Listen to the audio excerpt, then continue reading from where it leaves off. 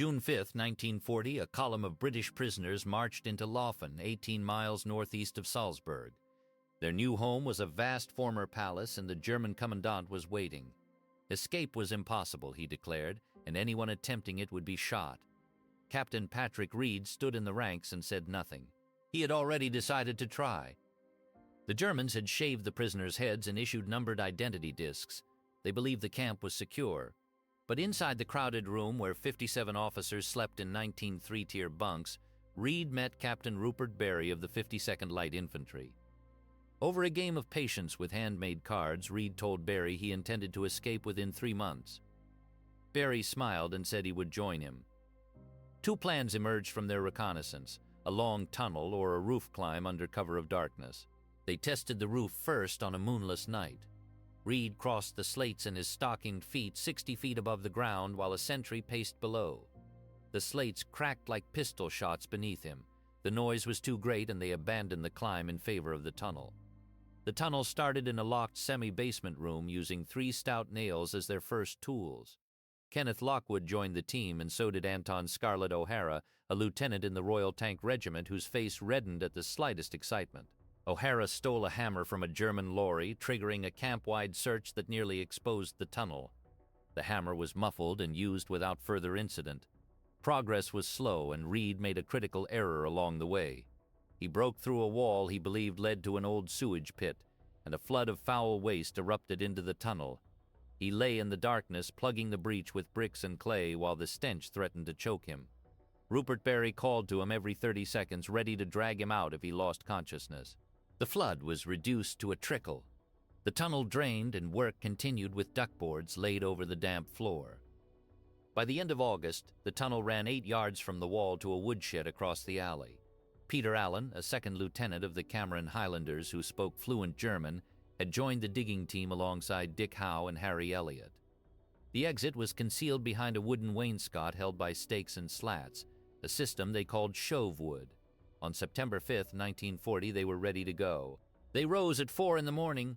Reid dressed as a woman, a red spotted handkerchief on his head, a white sports shirt as a blouse, and a skirt made from an old gray window curtain. 2 small canvas sacks of oatmeal and sugar gave him a convincing bust. Berry and Allen wore homemade Tyrolean hats and hiking clothes transformed from army uniforms. At 6:15, the signal came, and Reid crawled into the woodshed. He unscrewed the hasp of the woodshed door with a screwdriver and stepped into the sunlight. At the bridge over the river Salzach, he met Rupert Berry and Peter Allen, and they shed their disguises. They headed south toward Yugoslavia, 150 miles away across the Austrian Alps. For 4 days, they walked through forests and over mountain passes, eating raw oatmeal and sleeping in haystacks by day. They were free. On the 5th night, near the village of Lungotz, they were surrounded. Torches flashed, rifles gleamed, and voices shouted in German. They were marched back at bayonet point, driven by lorry to Abtenau and returned to Laufen. The German under-officer tore at their clothing and screamed in their faces. They were stripped, questioned, and thrown into separate cells on bread and water for a month of solitary confinement. Dick Howe, Harry Elliott, and Kenneth Lockwood, who had escaped together on a separate route toward Switzerland, were recaptured after 8 days. The tunnel was discovered 3 weeks later, betrayed by a little girl who had seen a stranger in the woodshed. The 6 were ordered to pack their belongings. Their destination was Auflag 4C, Colditz, a castle the Germans called their escape-proof prison for habitual offenders. They arrived on November 12, 1940. The castle towered above the town on a cliff 250 feet above the river, with walls 7 feet thick and a sheer drop on every side. It was 1,000 years old, built to hold men who would not stop trying to escape. As they crossed the inner courtyard, faces appeared at the barred windows. Polish officers, the first prisoners of the war, cheered and laughed and shouted insults at the German guards. 3 RAF officers were already there, veterans of earlier escape attempts from other camps. That night, 4 Poles appeared at the door of the attic room where the British were locked, picked the lock with ease, and welcomed them with food and beer.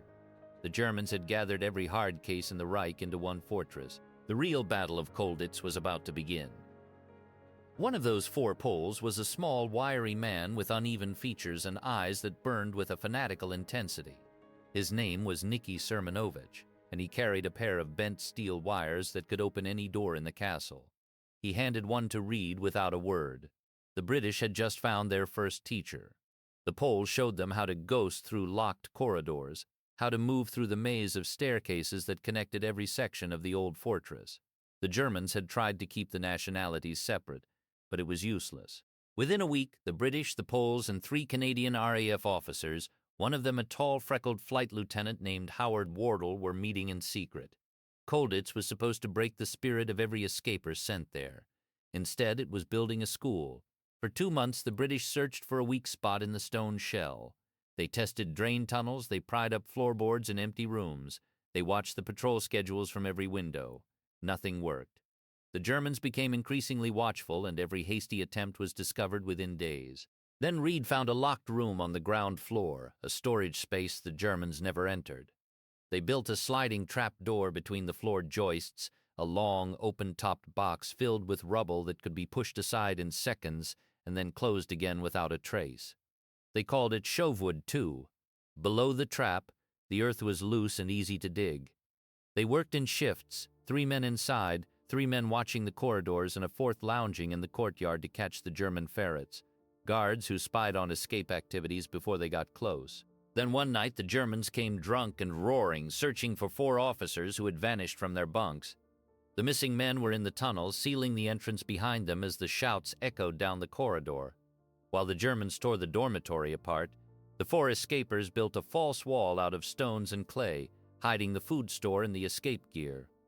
They worked in absolute darkness, listening to the boots and the barking dogs above their heads.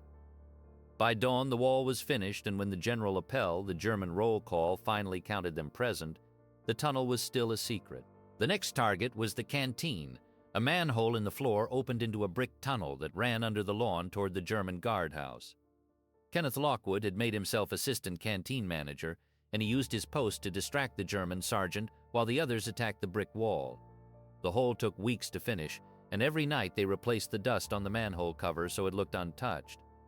On the night of May 20, 1941, 12 officers squeezed through the canteen manhole and crawled to the exit under the grass. Reid lifted the camouflage tray and found himself standing in a pool of floodlight with a German officer's pistol leveled at his chest.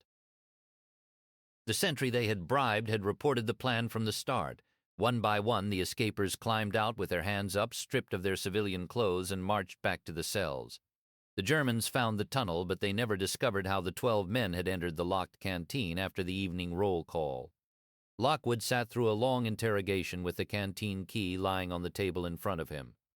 When they asked him how he did it, he asked them if they had ever read Alice in Wonderland. The Germans did not understand the joke, but they never solved the mystery either. By June, the British were desperate for a simple success. A lorry came into the courtyard to collect old straw mattresses. Peter Allen stretched his 5'6" frame inside a mattress and let a French orderly carry him down the stairs and onto the truck. The guards prodded the pile, but the body inside did not move. The lorry drove out through the gates, and Allen was lifted off and hidden in an empty room in the town. That afternoon, the same French orderlies tried a second mattress. This one contained Lieutenant J. Hyde Thompson, a tall man weighing nearly 12.5 stone. The orderlies dropped the mattress in the courtyard and refused to load it.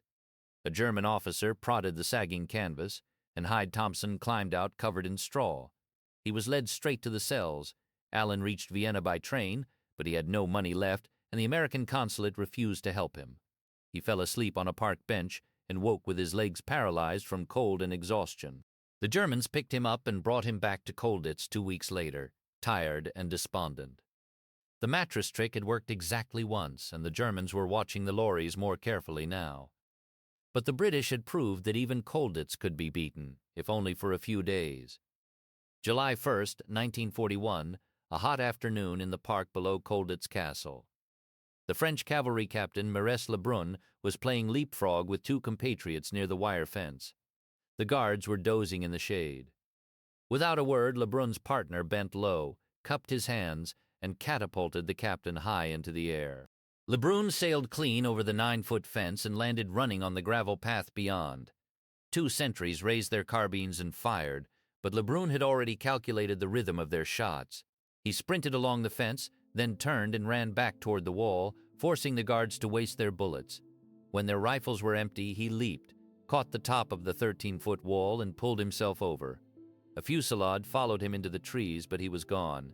6 days later, after hiding in a wheat field and stealing a bicycle, Lebrun crossed into Switzerland.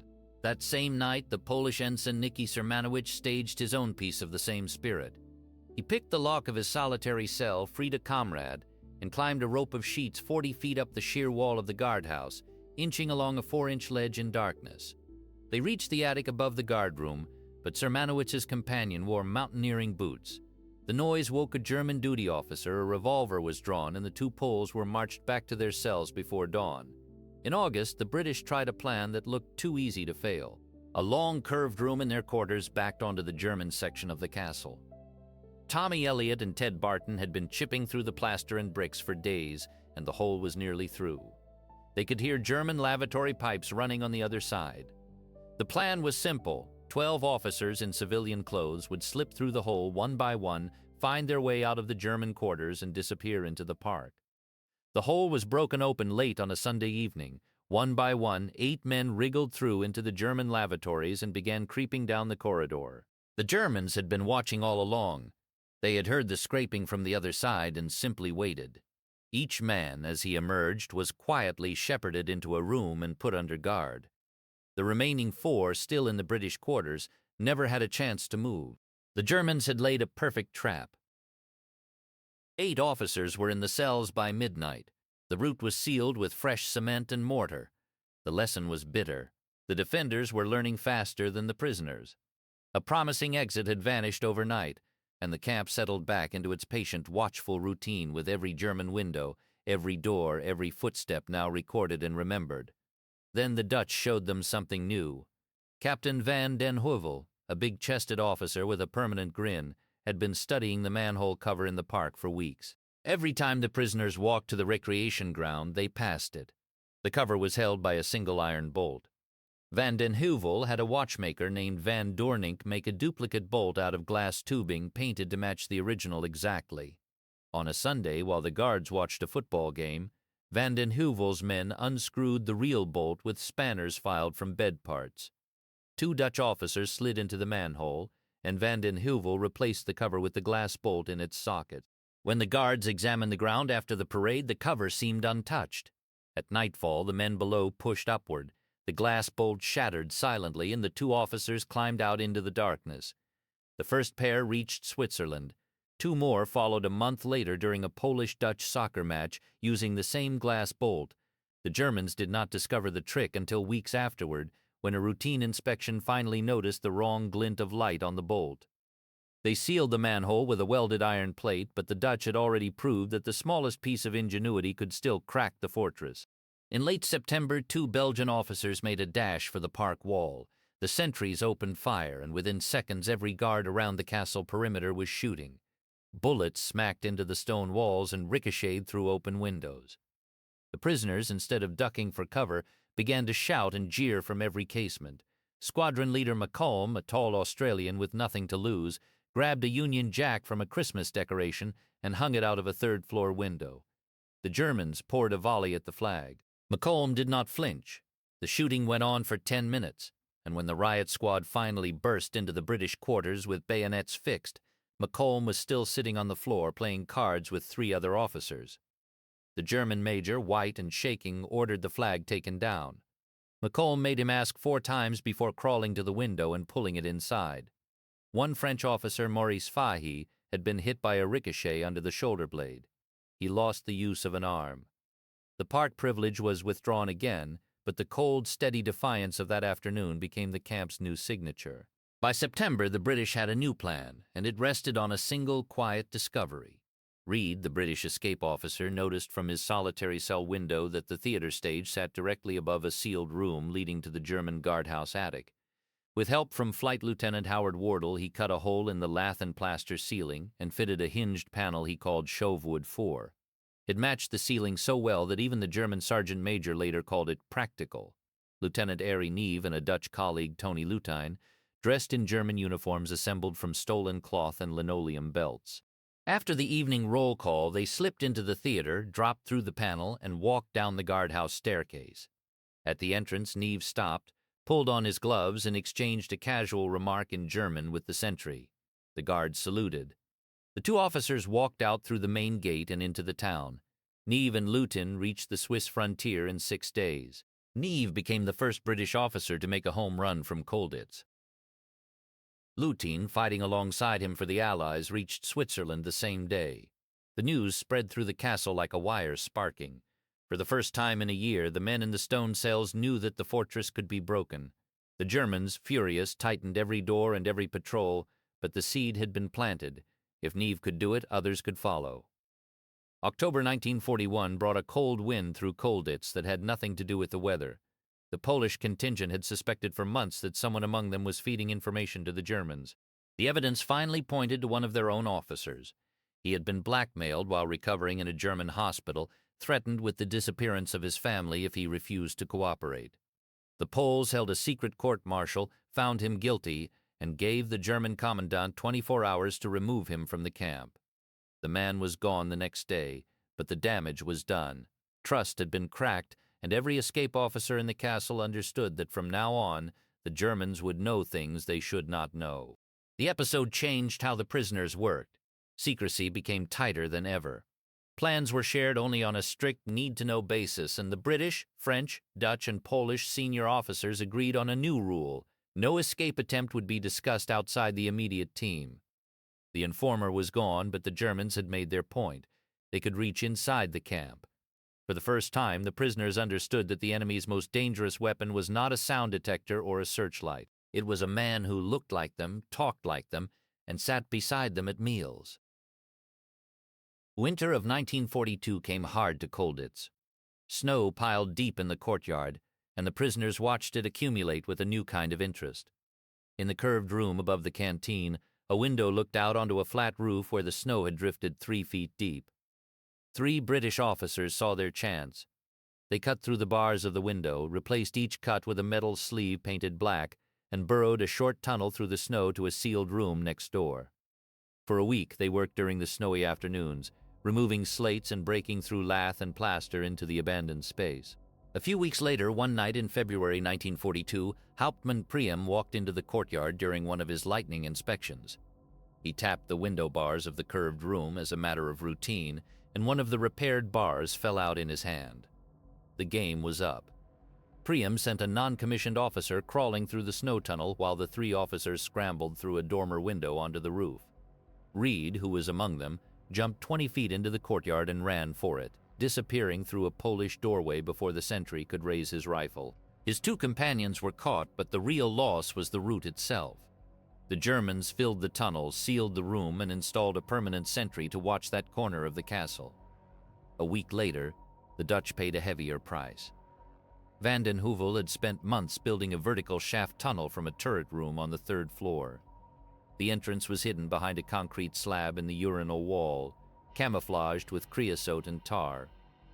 From the turret, a rope ladder dropped 70 feet to the bottom of a disused medieval shaft, where tunnelers had begun digging toward the outer wall. The work was slow and rocky, but the Dutch kept at it, hoping to surface beyond the castle's defenses. The Germans had installed sound detectors around the castle walls, and the listening devices picked up the rhythm of picks on stone. Priam and his men did not bother searching the upper floors. They went straight to the base of the shaft, broke through a false wall with pickaxes, and shone a torch up into the darkness. Van den Heuvel was hauling up the rope ladder when the beam hit him. The Germans confiscated 4 complete German uniforms that had been hidden in the turret room, along with 2 life-size plaster dummies that Van Doornink and his men had sculpted for roll call deception. The dummies, known as Max and Moritz, had fooled the Germans for months, but their secret was out. The vertical shaft was sealed, and the Dutch escape route died with it. March brought the strangest failure of all. A French officer named Lieutenant Bouley, a wiry man with a talent for disguise, had spent months assembling a complete woman's outfit.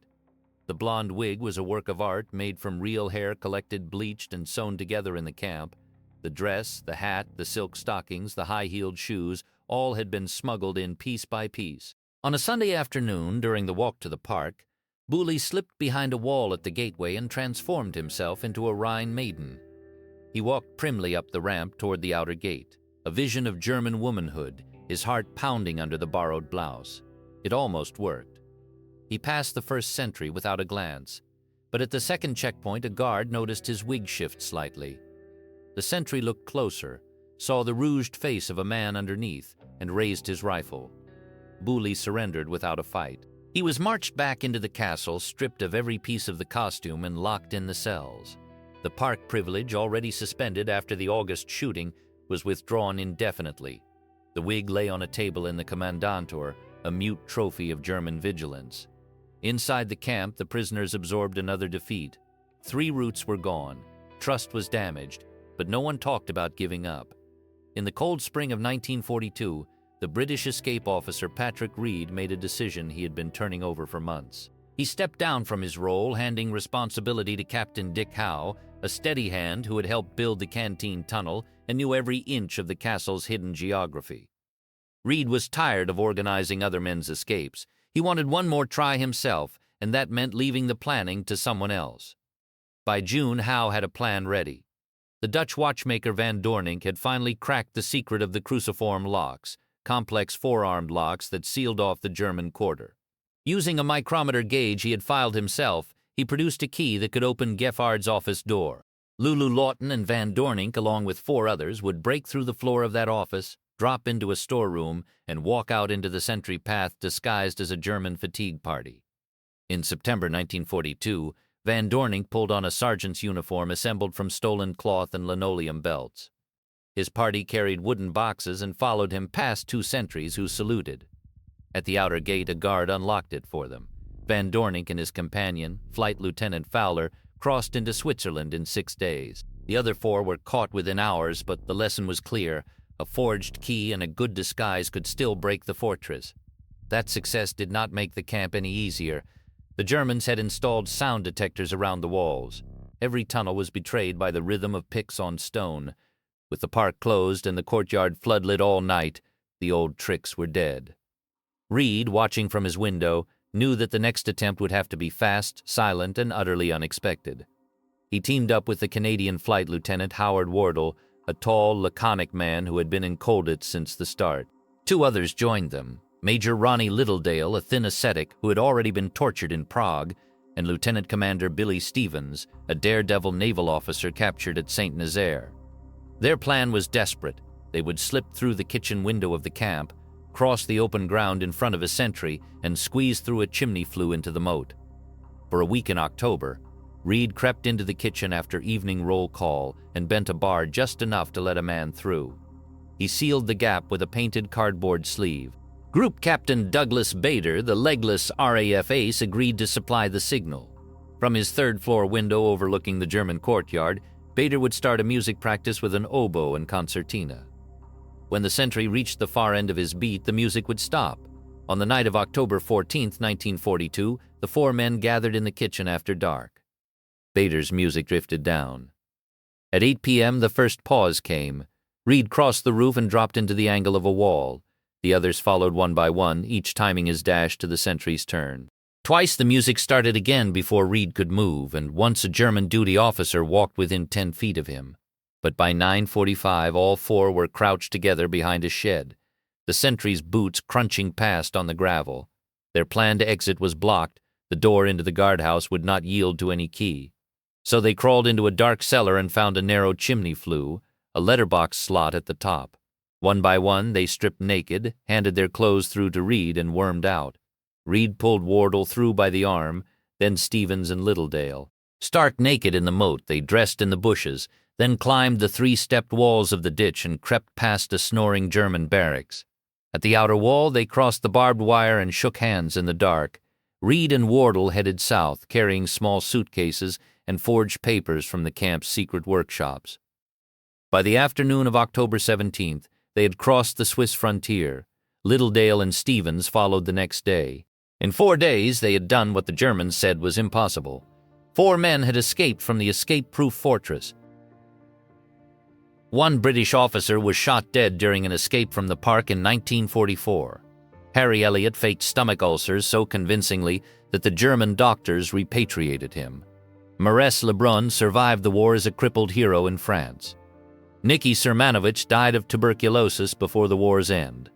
Van den Heuvel, O'Hara, Allen, Hyde-Thompson, Lutane, and Macomb were among those liberated in 1945. When American tanks rolled into Colditz on April 15, 1945, the camp was still full of men who had never stopped trying. Rupert Barry, Dick Howe, and Kenneth Lockwood were among those who walked out of the main gate that day. They had watched Reid leave, had seen Neve vanish, had buried friends and comrades. They had kept the spirit alive through years of solitary cells and failed tunnels. The castle fell silent, and the gates swung open. For the men who had fought that long, secret war, the real victory was not just freedom, it was the proof that sheer determination, accumulated experience, and absolute trust could beat the most secure prison ever built. Each failed attempt taught a lesson that the next man used. Each escape, whether successful or not, drove another nail into the myth of Colditz. That night in October 1942, Reid and Wardle squeezing through a chimney flue, Bader counting the sentry's steps, the music stopping in the dark represents more than a plan. It represents the human refusal to accept captivity, the quiet courage of men who chose to keep fighting long after the guns fell silent. That is the legacy of Colditz, not a fortress, but the spirit that broke it. If you have any stories from your own family about prisoners of war or escape attempts, we would love to hear them in the comments. Every memory keeps this history alive. Thank you for watching, for listening, and for remembering. Please subscribe and hit the like button to support more documentaries like this one.